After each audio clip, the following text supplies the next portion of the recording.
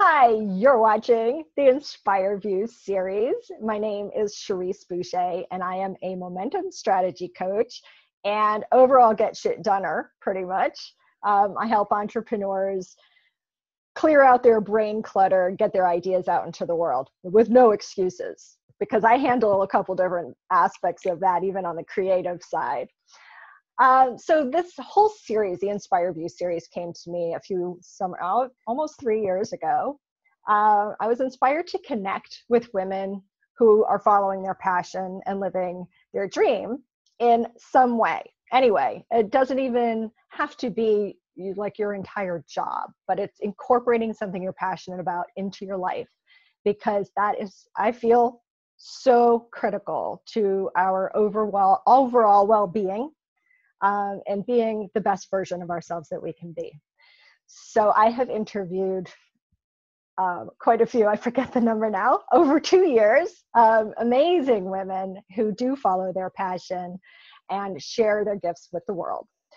And they are from all over the world, which is so inspiring to me too, because I see a common thread. You know, it doesn't matter where in the world you live, we all have similar dreams and ideals for our life. And I think it's so important to share that, because it really gives you a little,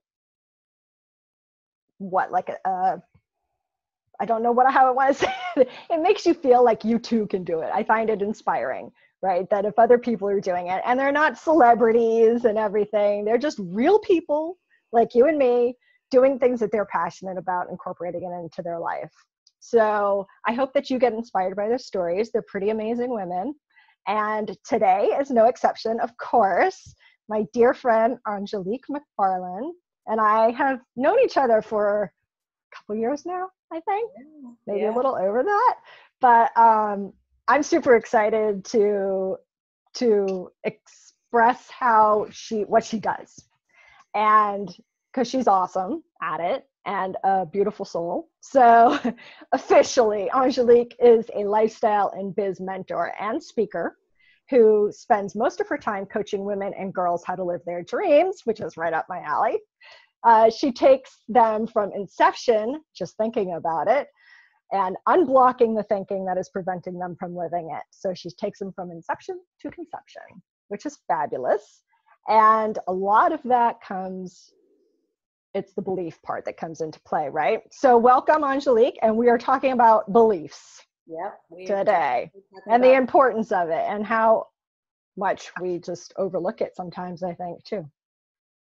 Awesome. So tell us a little bit, I guess, a little bit of background about why you even chose to work with women and young ladies and women and girls too. On this. Okay. I thank you so much for having me today. And this is exciting for me. It's like one of my first interviews, so I'm really excited. It's so exciting. And if I'm a little nervous, because I got my little notes here and everything, I don't want to forget anything. But yeah, the reason I decided to take on this topic of belief is because I had problems with myself believing. I know when I was a young girl, I was raised in an environment where you kind of did what your parents told you to do. You kind of did what your authority figures told you to do. So all those people in your life, you were taught to be respectful for them and to trust them, that what they were telling you was true for you, not just for them, but for you. Of course. And as I was becoming a teenager, I was learning that some things, there was just a lot of dichotomy in a lot of things. And I was starting to be told about more things that I couldn't do versus what I could do. And that's when the pressure started building, because I remember feeling like in high school, I don't know what I'm going to do. I'm like, oh my God, I don't know what I'm going to do. And I'm getting ready to graduate from high school.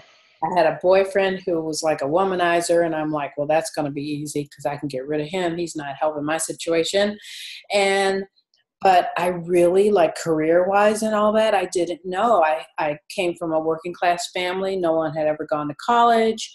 So I knew that, I would probably end up working, probably as a secretary, because that's the skill set that I had, and that's the skill set that I built myself on from high school through to the end of high school. And I really didn't, have anybody encouraging me to do anything else. So I thought, you know what? I'm just going to get a job, see how it goes, and see how I like it. And I was beginning not to like it right off the bat, actually. And I thought, my dad, I wanted to be a model right out of high school. And of course, he was like totally against it. He thought models were prostitutes. Oh. So, well, some maybe, I don't know.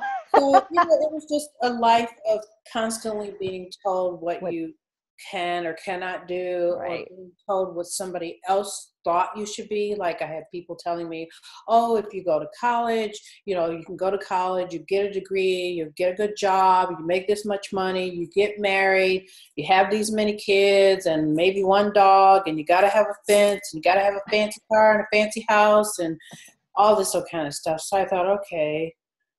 So I ventured into going to college. Well, after college, I thought, oh God, I really don't know what I'm going to do now. I thought I wanted to be a lawyer. And while I was in college, I was working at law firms and discovered that, that may not be for me. And then I was also unhappy, and I didn't know why. I was very agitated, and I started crying a lot uncontrollably. Like, I could not figure out what was wrong with me at all. And of course, I started sessions and therapy sessions and stuff like that.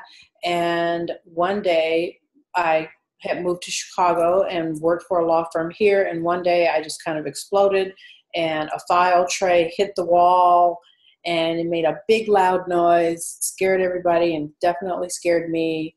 And the attorney that I was working with at the time called me into her office and said, if you're not happy with your life, you're the only person who could change it.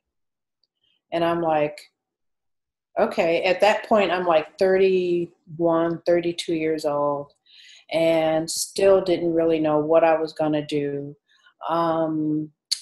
I was making good money as a legal assistant. I was making really good money, but I wasn't happy, and I didn't know how to change it. And so something just said to me, what did you do before, when you were back in Toledo and you were working a job and you didn't know what you were going to do? And I thought, well, Diane sat me down on her porch and we filled out college applications, and that's how I ended up in college. And same thing when I moved to New York. I was like 19 years old. I just packed my stuff up and I just went. So I thought, you know what? I'm going to start doing the things that I wanted to do that my parents had told me that I couldn't do. I got my degree, and then I wanted to model, because I wanted to say, okay, I did this before I leave this earth. Yeah. I did it and ended up getting paid pretty good for it too. I was so surprised. And I just started doing things that would propel me in the direction of what I wanted to go into. And I just kept doing it. And at one point I ended up saying that, I want to work for a celebrity. I didn't know who or how or whatever. And I remember one time giving my little model's bio to this guy who worked for Spike Lee, because he was going to be on the Oprah show. And I told a friend of mine who was one of his security guards, I'm like, can you please just slide this card in his, direction or something, And that's very ballsy. Yeah. And so I thought, okay, so one year I decide I'm going to go to Europe. And if I like Europe, I'm going to stay. So I go one summer and I come back home. I was there for a month. I come back home. I tell my mom, I like it. I just got to learn my French, and I'm going to go back. So that was in the month of June, July, September rolls around, and I get these interviews, I start interviewing to work for Oprah Winfrey. Wow. And I'm like, well, I guess I'm not supposed to go to Europe. So I started interviewing, and I ended up getting the job. And I worked with her for like 18 years. Yeah, that's incredible. Best job ever, ever, ever. Best job. I learned so much about my whole life. I bet. And she was still fairly new at that time, right? I started working with her in January of 95. She was just about to approach the 10th year of the Oprah show. And then from that point on, she just exploded. Yeah. I got there when the explosion was about to hit. You're like, wait a minute. Just super exploded. Be careful what you wish for. Yeah. And it was great. It was the best, like I said, the best employer, the best job I've ever had. I'll never ever forget the experience because I learned so much. And it's so interesting because I was going through therapy at the time that I started working with her. And after about a year working with her, I stopped my therapy session, and my therapist wanted to know how come I was stopping. And I said, because I'm working with a very powerful woman and I'm getting the lessons at work for free. So, hey.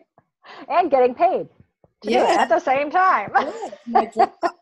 So, I don't need this. I'm getting it at work, which was awesome. I mean, just so life-changing. And, but even through all of that, even working with, the most incredible person to me, and the freedom that she allowed us to be who we are, because to her, that's an asset, to bring who you are, to bring your presence to the environment that you're in. Yeah. That's your contribution. And even through all that, I still had residuals of unworthiness and not believing in myself, and even through all of that. And I worked with her for 18 years almost, and I still had that, like, I'm not good enough for this, so I thought, what is it? Why am I having so many problems, Right. really appreciating? There were people that would say things to me, like, especially when it was time for me to depart from there. And I had even celebrities saying things to me like, you've always been so kind, you're always there for me. You're, a down to earth person. You always have such a wonderful gift to give to everybody whenever you talk to them. And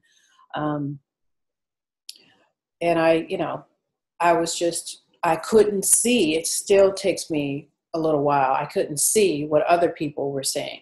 Right. I couldn't see, this little girl who I knew from the small town, and, we didn't have those type of people in my hometown. We didn't have prominent people to look up to. And I didn't feel like I was worthy to be in their presence.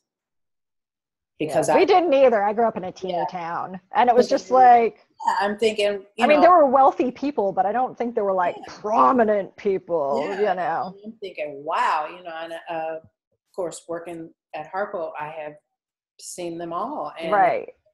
Oh my God. I remember when we did the Legends event, I would stand off in the corner, like, this room is full of legends like Diana Ross and Dr. Angelou and Coretta Scott King. And I would feel like I was in a dream. I'd feel like this kid, keep pinching. Yeah, Dr. Streisand, and you got all these people, and I'm over and trying to get in the corner somewhere. Yeah. And it was just an amazing experience. And I thought, what is it? Why do I not love myself to the point where I should be okay with this? I shouldn't be like running from it. Right. I'm always trying to get out the back door. And I thought, well, probably one of the number one things at first, for a long time, I thought it was just self-love. I'm like, well, you must really hate yourself. And I think what I discovered, because I would tell people all the time, and I probably have said it to you, I don't believe in myself the way you believe in me. I don't see myself the way you see me. Right. And it made me think about it. It's like, okay, number one reason why I'm not getting very far is because I don't believe it. But you did get far. Because your belief that you could work for a celebrity, right, or you wanted to actually happen. So it was still working in the background. Right. But I wasn't conscious of it. Right. And I was constantly thinking, oh my God. But I wasn't conscious of the fact that, and I didn't start thinking about the blessings about it until it was time to write that book, actually. When I wrote that piece, and I thought, oh my God, that little incident with that little file tray was the beginning of, because what I did was, I was so unhappy. Like I said, I was crying like crazy. And then I turned it around. I started the therapy. I started taking art classes at the Merchandise Mart. And I ended up with that interview. I did the Europe trip. And when I got back from Europe, I ended up getting the interviews with Oprah. And all of that was in a matter of like a 2-year space from the time of that file tray incident. And I thought about it then when I wrote that piece. I'm like, that changed my life. That little incident started the ball rolling. And I never thought of it before. I had never thought of that before. And the book she's referring to, which we'll share more later. So I've never told anyone, Finding the Power in the Shadow of Shame. Yeah. It's an anthology of all of our wonderful stories of finding shame, finding power in our shame. And the benefits go to the proceeds from the sale. All the proceeds go to the House of Ruth. That's awesome. Yay. Yeah. So my rule now is that in order for me to believe, and for any of us to believe, because we are so constantly in this I don't believe mode. Yeah. I think too, because we might say we believe, but we don't do the action that is required for us. Oh, my phone is ringing. Why is my phone ringing? Okay. I didn't even know that could happen. Okay. That's okay. So sorry. I didn't know that could happen. I don't know how to do that.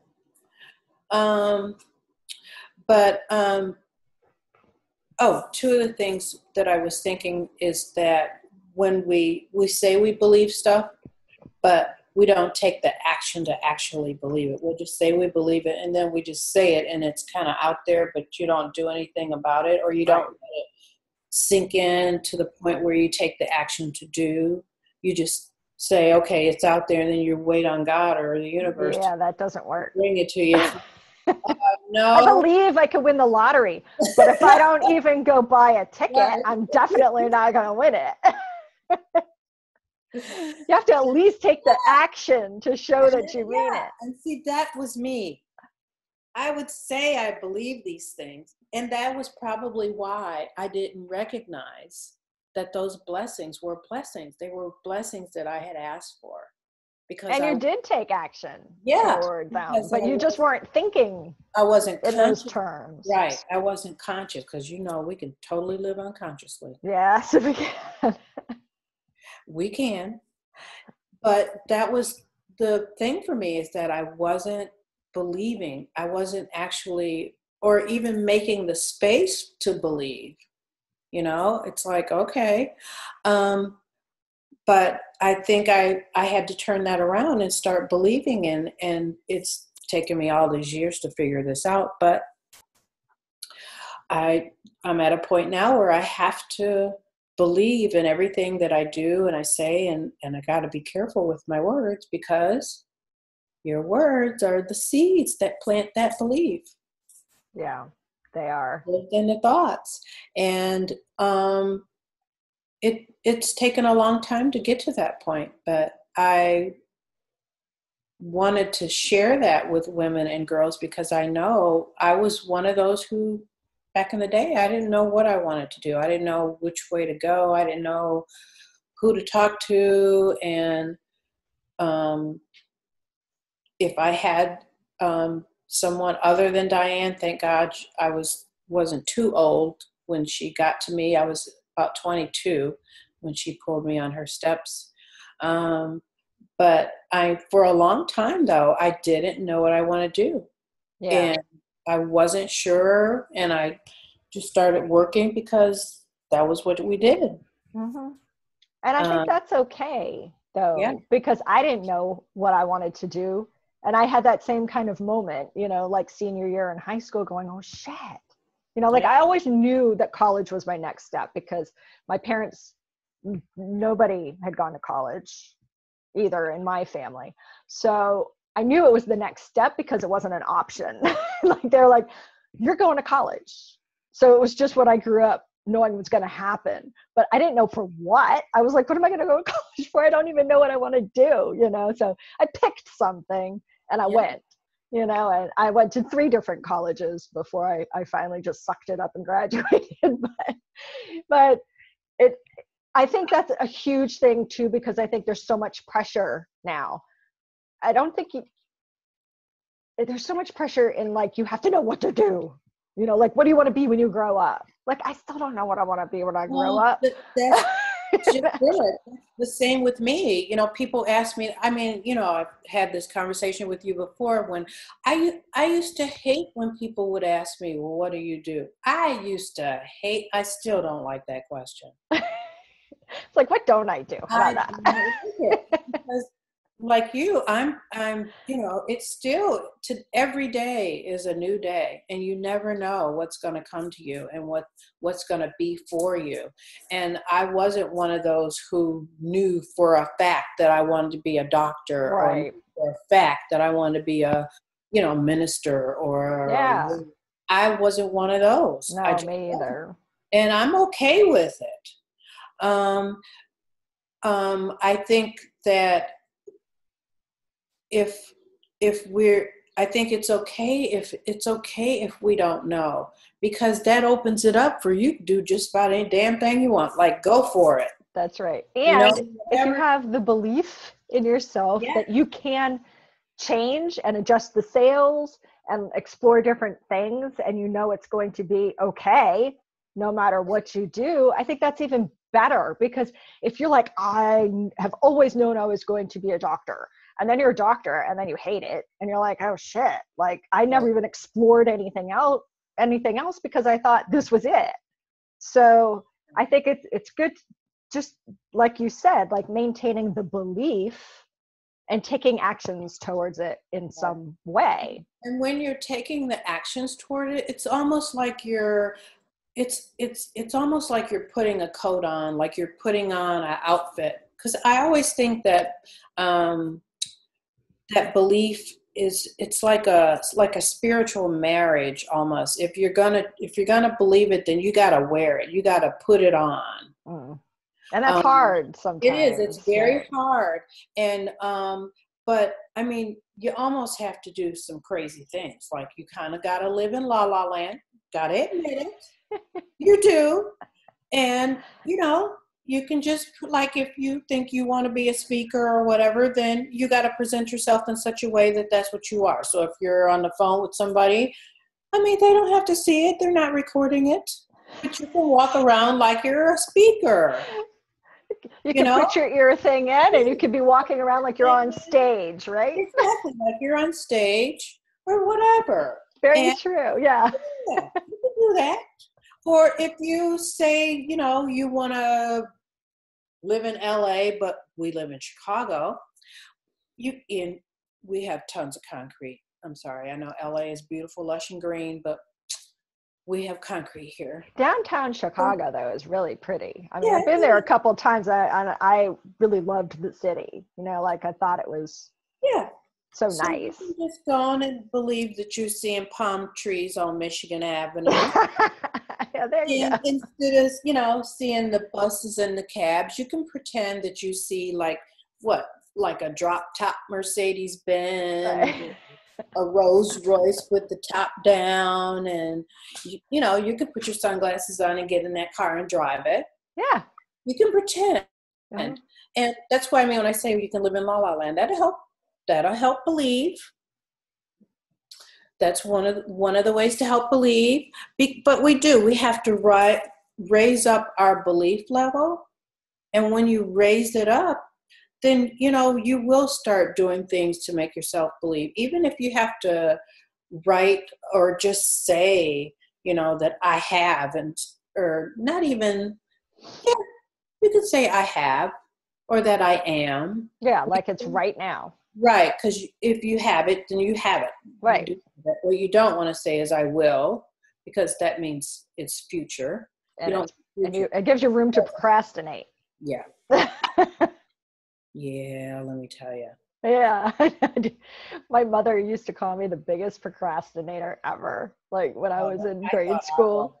For sure that I was. And like I said, we can verbally act out things that we believe. Like I said, if you think that you want to be a speaker, then act it out, pretend that's what you want to do, or whatever it is. You got to talk yourself through it. You got to continue to say that, that's what you're going to do. And another thing too is to constantly feed your mind with things that you want to believe. Like one of the sayings that I have, and I always have to write it down, is fill your mind with what it is that you're believing until what you are believing is filling you. Ah, that's a good one. Just fill your mind with, repetition, things, if you have to do your affirmations or your whatever it is that wants to help you proceed into what it is that you want to do. That's what you do. Just keep saying it. I don't care if the sunshine over there says, no, it ain't today. It is. There you go. Today it is. And it's just constant. And every day, it's not easy. Every day, it ain't going to be the same. We're not going to want to do it every day. Right. But as often as you can turn your mind to think of, how can I believe in myself to know that I can do whatever I want, and let me just do it without thinking about it. And when you let it go, or say, for instance, you're going to pray about it. Let's just say you pray and you ask for something. Once you ask for it, you have to believe. And you can even say in your prayer, thank you so much for giving me more abundance. I believe it. I receive it. Then you got to maintain that same mentality. You got to put that blessing on. Like, okay, thank you so much. I have, I may not have $1,000 right now, but I can see it over there. I can imagine what it looks like. I can imagine what it looks like in my purse, in my wallet. And you let go of all that old doubt. Like, you can't start being money conscious all of a sudden after you've asked for this abundance. You can't go around worrying about how much something's going to cost. Right. You have to believe that it is for you, and it is. And it's not in, because we don't deserve stuff, or that it ain't for us, or it ain't my time. It is our time. It's from the moment that you think it and speak it, it is yours. I love that. Yay. I love that. And I mean, of course, we all have ups and downs. There are days where it's much easier said than done. Right. So, it's important to say that too, right? Like, this is every day. I'm not living like this positive, I have everything, an abundant lifestyle, especially when life experience has beat you down kind of sometimes, right? And you're like, oh yeah, that $1,000 over there, I see it in my purse. And then I see it freaking leaving on a bill that I have to pay, right?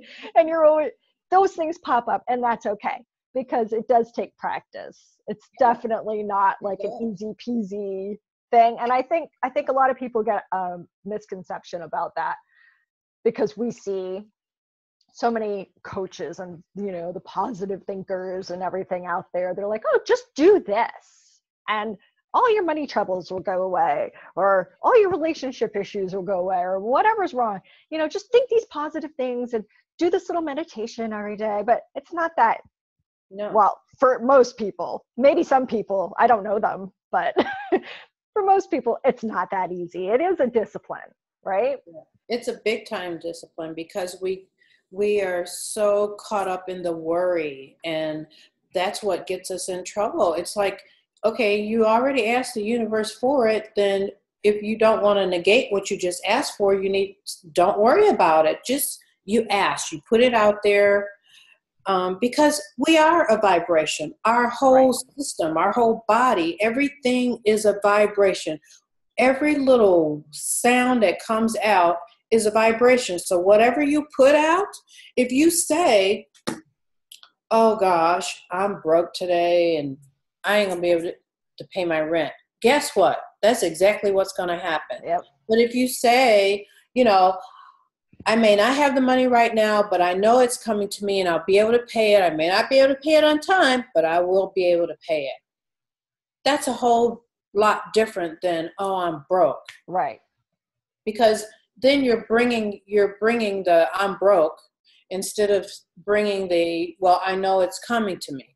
You want to know you want to know for sure and say for sure it's coming. Yeah. It may not come when I need it right now, but it's going to come when I need it. I know that sounded kind of weird, but no, that's a big difference. Yeah. And like if you just listen to you saying that, there's a big feeling with the I'm broke, but there's a much lighter feeling when you say, I know it's coming. Right. I don't have it right now, but I know that it's coming. I know that I'll be able to take care of it, you know? And I think it's all the things that we tell ourselves, because we plant those seeds in our head to make us think those things. And we got to be careful with the stuff we say to ourselves and the things that we say to others. We can, however, like Oprah is saying, you can control the energy that of the people that come into your space, because you can either accept them or you can say, get the hell up out of here later. Right.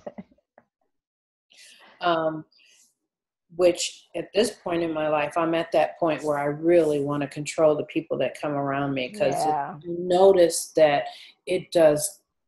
Like, even when those guys came to my house, I still couldn't address them in the way that I wanted to. I couldn't say to her, I don't like that you would say to me that you could smell dirt in my house. Like, who says that to people? Right. Or I wanted to say to him, what's with this hugging me and touching me kind of thing? And it's like, but you don't call me to ask me out. So what is that? Like, are you just trying to cop a feel? Yeah. And we do allow too much. That's why a lot of times it just makes me feel awful. Mm-hmm. It makes me feel like I'm not standing up for myself. Mm-hmm. Like, I don't believe that I'm worth standing up for. That's the really killer part. I'm the only person that can do this. I have to respect myself so that other people will respect me. And if I don't, then I'm going to get more of the same. Yep. It's a big reality check, because it is, you have to become aware of that. I mean, that's what's first, because we're not, unless you had parents that are like where we are right now, like, you're not raised with this kind of awareness of how you speak to yourself or how other people are speaking to you and what you can push aside or what you absorb, because it's just how it is. So it is part of us at a certain point, and you can manage your energy, but people and situations are always going to come about. I think it's the awareness. I talk about that a lot. The awareness that you're like, hey, wait a minute, to catch yourself really as quick as you can on a thought that you're thinking or something that you're experiencing from someone else, and like put up a magic shield or something, like, you're like, this isn't going to happen. And I think that's why when you say that you like to work with girls too. Like, how critical is that? Because the younger you start with this, there's so much, but like, where would I be now?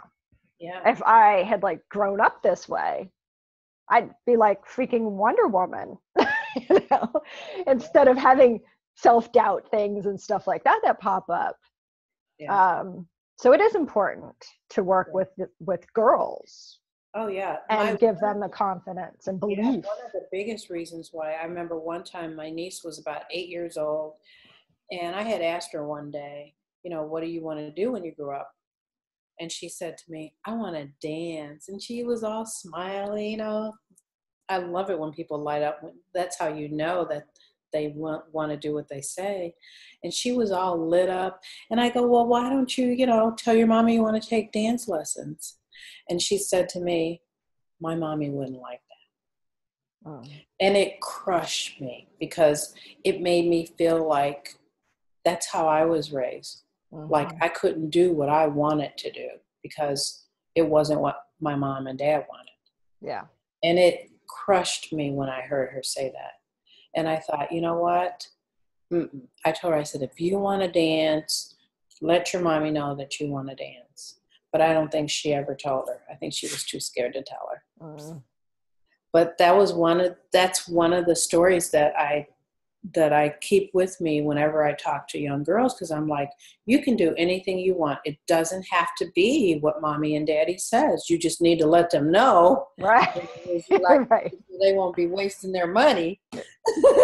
Yeah, because there's that too. Like, how many kids change their ideas? This week I want to, dance, but next week I want to play softball, or next week I want to do karate, and then you're dishing out all this money. So, I mean, as parents, you're definitely like, okay, like we have a budget and we can't just like willy-nilly sign you up for everything.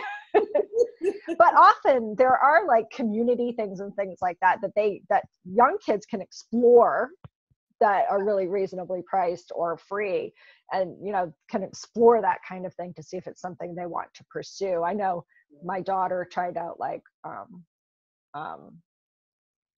gymnastics once or twice, like we went to the free class to see if it was something she wanted to pursue, and it ended up not really being something she wanted to pursue. So I think that's awesome, and more people should have like these little opportunities for children to try things out that aren't a huge commitment right off the bat, but it also gives them the confidence that they've got somebody supporting them to try that out. Okay, you want to try that out? Cool, let's go do this, right? And then they're like, okay, so mom's got my back, that I can go and try this stuff. That's a huge confidence, but because you need the confidence behind the belief too. They're kind of almost the same thing, like they are very hand in hand. In order to have that confidence, you gotta believe it. Yep. To get that confidence, to get just about anything, you gotta believe that whatever you're about to do is for real and it's gonna happen. Yep. Yes. I know. I love it. It's a very deep subject because you can go on with that for a really, really long time. I have lots of examples. There are so many different elements of it, and because the really tough part is the talk, that with the self-talk, and we really have to change our self-talk to get ourselves to believe that we can do the things that we can do. Because now with technology and all that we have access to us, there's nothing to really stop us. Right. There is no excuse. Back in the day, people used to say, it was a race thing and I couldn't get hired because I'm black, or I couldn't get hired because I'm a woman, or guess what? We're beyond that now. Yeah.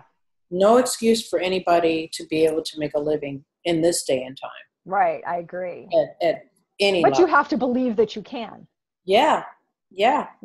And you can't. God, there's so many examples, proof that we all can do what we want to do and achieve what we want to achieve. But you have to take the actions to do it and believe that you can. And it's hard because so many people have been ingrained that it's hard for them to imagine. I remember the first time Maru, our coach, came to me and asked me about coaching, and I'm like, you're asking me to do something I've never done before. I just didn't think I could do it. And so I get what it feels like. Yeah. And I'm beyond that. Hallelujah. Thank you. Yeah. I'm beyond that now. But I know exactly what that's like, because you've been taught a certain way for so long, and it's not easy to change that headspace overnight. It takes some work. Yeah, it does. It does. It does, Yeah. because I can relate to that too, you know, and we often don't see our own strengths, you know, like you touched on earlier, and because I've told you that in past conversations, like how amazing I thought you were. You're like, I just don't see it, Cherrise. But I feel the same way, because, you know, in my past jobs and things, people would say how great it was that I did that. I'm like, that's like, it's really easy to do. Yeah, You know, so we don't recognize our own skills, right. you know, and I don't, and I'm guilty of that too. And that does affect your belief in what you can do, because you think everybody can do this Can thing. do it, right. But they can't. Not everybody can do what you can do. And Right. it is important to, I wish that I had different thought patterns, you know, like a long time ago. But that's why I love that it's so important to work with young kids, boys and girls, really. Right. I mean, I know you work with girls and women, but having a son and seeing the effects of belief with him and self-worth and all that, it affects boys just as much. And you may not traditionally think it would, but it really does now. I think it affects boys probably more so if they're not like the athlete, or Right. you know, or something of that, or just some brainy kid who you know is going to end up being the scientist of Right. But yeah, I would imagine that. I would. Yeah. I would. But then even them, you know, like I've tried to talk to my children about this too, because they think, oh, you know, I was a cheerleader in high school and must have been mega popular. I never felt that way. I never felt like I was like attractive, or that I had my shit together or anything, but they don't see it that way. So even those popular kids or the star athletes, they always have somebody else that they're looking toward, you know, that they feel they're not as good as. So it doesn't matter where you are, right? There's always something else. So it's important to keep your energy within yourself and not worry about the other people, right? Because those other people aren't the ones that need to believe in you. It's you that needs to believe in you. Yeah. Yeah, and all the things that other people do and think and say about what you do, it's really none of our business. It's just their perception of what they see. Right. Of course, you know. Which is tainted by their own experiences. Right. Because it's based on their experience. So that's their interpretation of what it would be like for them, but not how it is for you. So, and I'm real good now at learning that I don't care what people think anymore. I've gotten so good at that now. You're just like, I don't give a fuck. Right. Thank you, my grandmother, for that. And but that part I think I'm okay with. It's the believing in myself that I was having the biggest issue, and that's why I chose this topic to share with women and girls, because I have my moments. I have my moments, and I know that, you know, if somebody does say something negative, I can choose to say, I can either choose to believe what they're saying, or I can choose to say, I'm sorry, that is not me. You got the wrong person. Excuse me. I'm this, I'm that. I'm good. Excuse me. I got to keep it moving. Yeah. And I wish I had learned all these things so many years ago. Yeah. But I love sharing it now. And I think it does help. A lot of women have told me that, you know, it does help. They're glad that. Oh, you're breaking up for a second here. They're Okay. Can you hear me? Hello? Yep, I can hear you. Okay. You're in. That's stable. Yeah, I don't know what that. Okay, but anyway, I can hear you Yeah. now. Yeah, I think it's what's important is the sharing and for people to share that and the Yeah. real, like how you really feel. Because if you don't share that with other people, they think they're alone, Yeah. you know, and then you're like the only person on the whole planet that feels that way. And that's not true. So it's so And much easier to build each other up and find support that way because you understand the same things and you're on the same path, or you know that you can support somebody even if you're just there to listen sometimes. yeah. But that helps sometimes. Just the talking it out just helps you believe in yourself more. Yeah. Otherwise, we're just packing away a lot of pain. You're just packing it on one on top of the other, and just even though we think we're ignoring it or whatever, it's building its way up, and it usually comes out, implodes some kind of way. Yeah, and that's the truth. I know. Sadly, if it's your health, it usually is a health issue that'll end up popping up, and that is just could be a train wreck. So it's much better to do that. And yeah, like you said, I wish I had this awareness years and years and years ago, but better late than never. Yes, And I'm happy by knowing it now, you can share. Yes. So, and impact people that you won't even have any idea probably what your impact will be. I didn't even realize the impact on myself. Yeah, see, exactly. That's why I said we walk around here. A lot of people, we live so unconsciously. It's like, oh my God. Yeah. Take a moment to think, how good our life has been, and wow. Yeah. It's important to take note of that. And I think a good exercise to help you believe in yourself is to look back kind of over your life and things that have happened where you didn't believe in yourself, but then it turned out really well, and little things like that, and kind of take a note of them, because then it's something you can go back to when you're having one of those days. And you're like, oh yeah, well, I did this, I didn't think I could, and I did this, I didn't think I could. And then that's like your own little personal amping up thing. Yeah, I used to think about, and every now and then I still do, when I think about how hard something might be, I'll think about instances that I thought was so devastating or hard. And then when I finally did it, I was like, oh, that was a piece of cake. Yeah. Like interviewing to be Oprah's executive assistant or something like that, Yeah, that was piece of cake. Yeah, right. Angelique had that in the bag. Oh my God.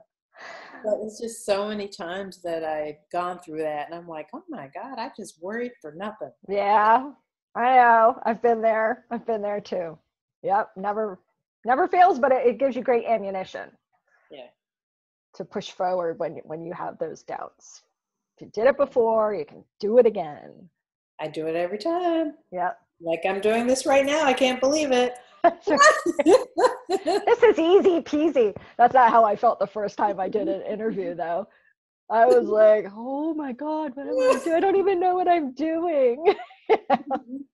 I was really nervous. Now I think I'm too casual. I don't know, but it's whatever. It's how I am. And I don't want to portray myself differently, because I love it. However I talk on here. You are, because I love you. You're the get shit done stuff. I am the get shit done. I love it. And I love getting shit done. And I love making sure other people get shit done too. Yeah. So, all right, I want to, on the page on my website where this interview will have a little happy home there will be a link to the book that you mentioned. Okay. So it's easy peasy for people to click on. And I will do my utmost best to put that link to in the YouTube version, just the strictly YouTube channel as well, so that it's easy for people to find. But so how many women participated in this collaboration? There were approximately, she had like 90 women sign up for the group, but there were about 25 or 26 that actually collaborated. So, and it's the stories are like basically inspirational, right? Like they went through this and they ended up here. Exactly. Mm-hmm. I think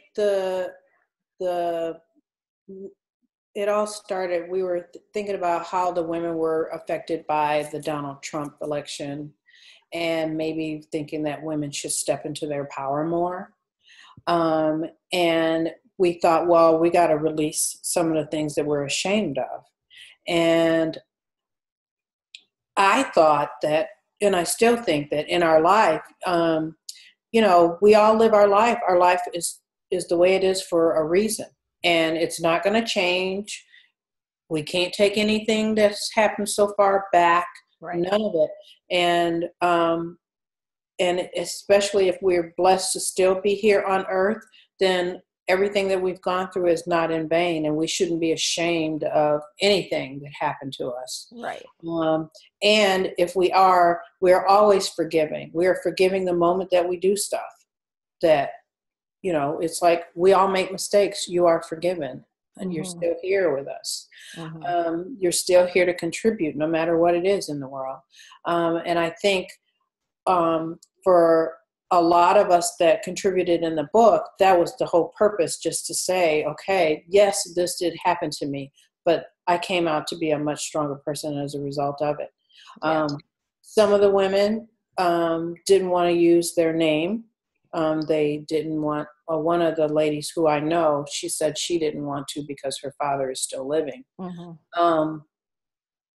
And some of the stories were kind of hard for me. I was reading some of the other, actually my story is light compared to some of the other women's stories. Because I had to put it down a couple times. I was like, whoa, yeah, your life is bad. But all in all, everyone was able to find their strength, find their passion. They were able to forgive, which was huge. Because especially forgiving yourself, because you're always thinking, what did I do to deserve this? Right. That's always our first thought. And so it made me feel comfortable to be a contributor. And even I could have contributed to a bunch of things that happened to me, but everything and anything that's ever happened to me, and I've had some negative things happen to me, I don't feel shame about it. I don't care what it is. I don't feel shame about it. I think it's made me who I am. So right. I don't feel shame about it at all. Yeah. I think it helps going through little, or big, struggles and things, helps you find your personal power. Yep. Like you can let stuff get you down, or right. you can change. Exactly. It's all about you. Like it's not outside of you. Right. It is how you look at things and the actions you take and the reactions that you may have, but it's all within you. Yep. And that's, I think, finding your personal power and keeping it is really important. Yeah. And it's hard. I mean, there are moments like I told you with the doctor and the other lady, and there are times when I just want to say, why can't it be the way it was? Yeah. And then there are times when I'm like, I cannot do this. Yeah. I just can't. But I'm more on the side of I can't do it anymore. And this is tough for me, but I'm kind of proud of myself. Yeah. Because I'm really sticking to my guns more than I normally would. Yeah. Any other time I would have just laid down and just said, okay, whatever. Keep walking all over me. But it feels different. Yeah. And I think you can't force it sometimes. No. Sometimes it just has to come. Yeah. I was feeling it. I was like, yeah. And that's good. And I've been through plenty of my own life experiences where you tolerate. And then finally you're just like this. And then you wonder why you didn't do something sooner. I know. But, it's the timing that we're meant to do whatever we do. Time. Yeah. But okay, so thank you so much. I know we've gone over the time, but That's okay. Thank you. it was such awesome sharing and valuable information and inspiring to know that you don't have to stay where you are. You can believe in yourself and take action to accomplish anything. But Yes, thank you. Thank I you so appreciate much. you doing this for me. And I totally believe that we all are here for, like I said, for a reason. And everything that we do, say, and think, it's because it's part of what we want. So, and we can have better if we want better. Absolutely. Absolutely. No settling. Nope, none. Thank you. Thank you, Angelique.